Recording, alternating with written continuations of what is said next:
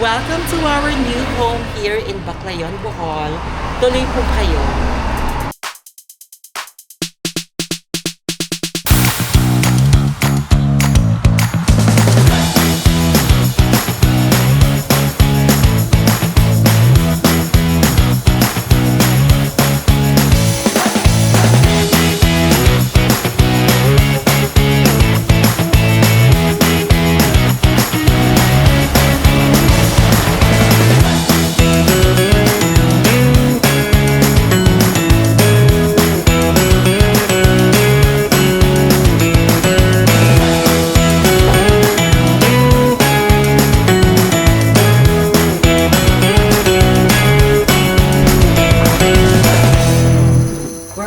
Done after 3 days of unpacking, cleaning, arranging, rearranging. Medyo nakakapagod din siya.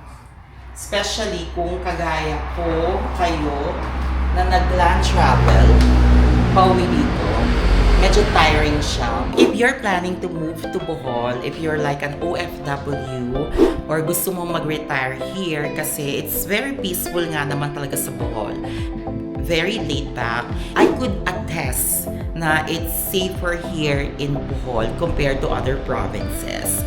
But it doesn't necessarily mean na walang crime, ha? Hindi naman nawawala yan. Pero feeling ko ang mga kadalasang gulo dito ay maoy and motor accident. Gusto yung mag-rent, say for 3 to 6 months or 6 months to 1 year, ang cost or ang range ng mga house for rent here ay naglalaro from 10K papuntang mga 100K. Depende yon sa laki ng bahay na i-rent nyo. Majority ng mga pinapa-rent here ay fully furnished.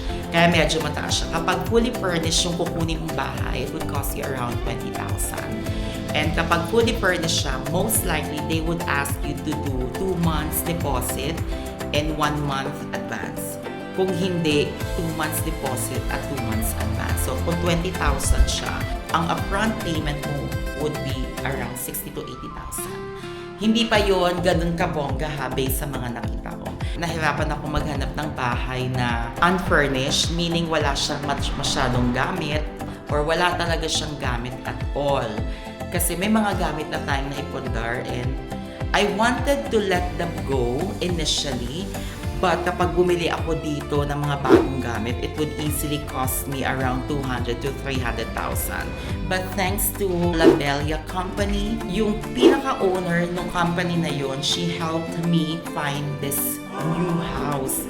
Ang preference ko ay malapit sa highway at malapit siya sa Baluarte, Baclayon. Kasi yung Baluarte na sinasabi ko, yun yung port papunta sa Pamilacan Island, kung saan nakatira yung family ko.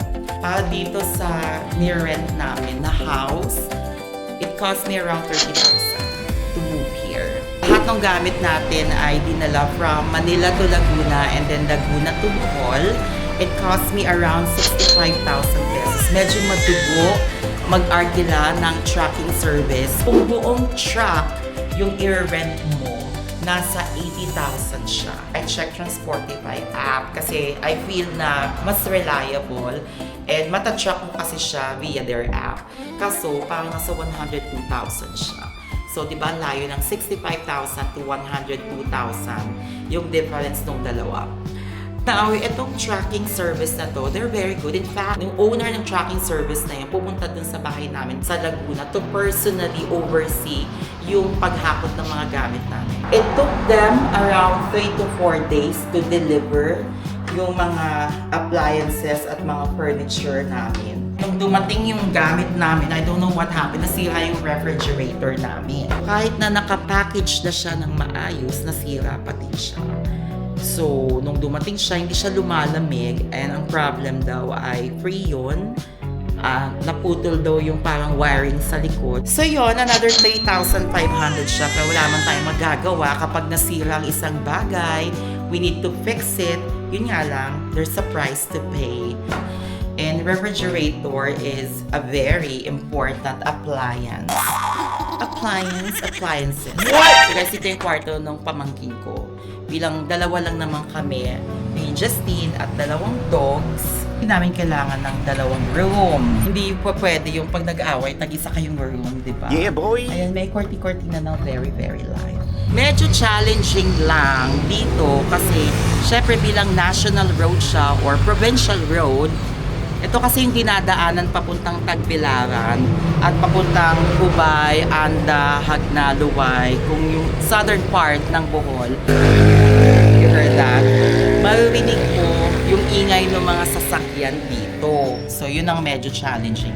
But the good thing about it, it's very accessible to any types of vehicle. Jeep, baho-baho, bus, so easy access na siya. And if you have a car, you can just simply, drive off to anywhere you wanna go.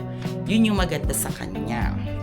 Now, this is our room. Medyo magulo pa siya. Hindi pa talaga siya ayos na ayos. Kaya, pupunta muna tayo sa baba. Hola! Hola! How are you?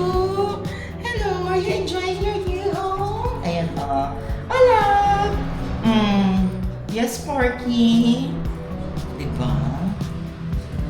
Well, I think nakakapag-adjust naman yung dalawa kasi siguro dalawang piraso sila. I mean, dalawa silang doggies. I think they're adjusting really, really well right now. Almost done here. Siyempre, ang paglilinis ng bahay, di naman tumitigil. And for sure, mag-aayos pa tayo, mag-rearrange tayo, depende sa trip natin. Ito ang TV na to, pinalagay ko na to, pina-mount ko na siya kasi alam ko na kapag nakatayo lang siya here, ipapalipat-lipat ko siya. Let me know in the comment section kung kagaya ko kayo na every week or every month kapag trip or kapag feeling nila hindi sila swerte or hindi maganda yung mood nila, nililipat-lipat or nire-rearrange yung bahay kagaya ko. Siyempre, may mga plants tayo. Mahilig ako, by the way guys, sa plants. Ayan siya, oh. May pa-welcome plant. Tingnan nyo ang money tree, nawasak siya. Dapat to, ibibigay ko sa friendship ko. Sabi nung may-ari ng truck and service, dalhin na daw kasi may kasya pa naman. And ito yung mga pictures. Ayan. Pictures ni Tita nung malakas pa siya. And some of my awards na nakuha nung employed pa ako.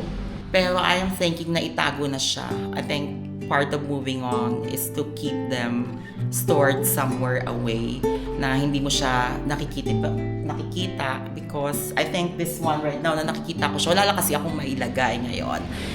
Nakikita ko siya, it's a reminder of what happened to my previous employment. Right now, it's our move-in day, kaya hindi magandang binyagan yung bahay ng mga negativities.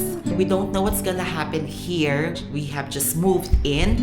There are no certain plans yet. I don't know kung mag-work ba ako here, magbe-business, or I don't know. There are really no certain plans.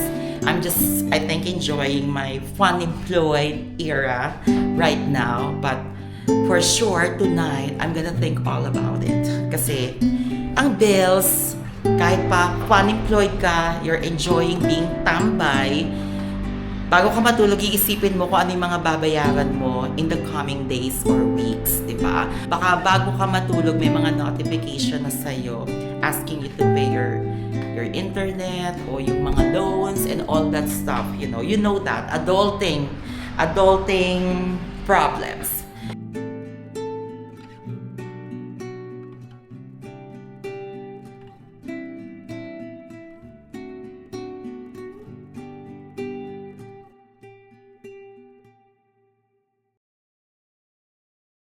Now that we are almost done here, I think it's about time na punuin naman natin yung laman ng ref. Kung ano lang yung kailangan natin, like the usual, toyo, suka, meat, mga pork, chicken, and mga noodles and all. Yun na nga bibili natin. Wala tayong bibili na super lavish na mga gamit kasi hindi natin afford. Bilang fun employed tayo, ni Porky, we're having so much fun doing this transition or relocation, will go out of budget, diba?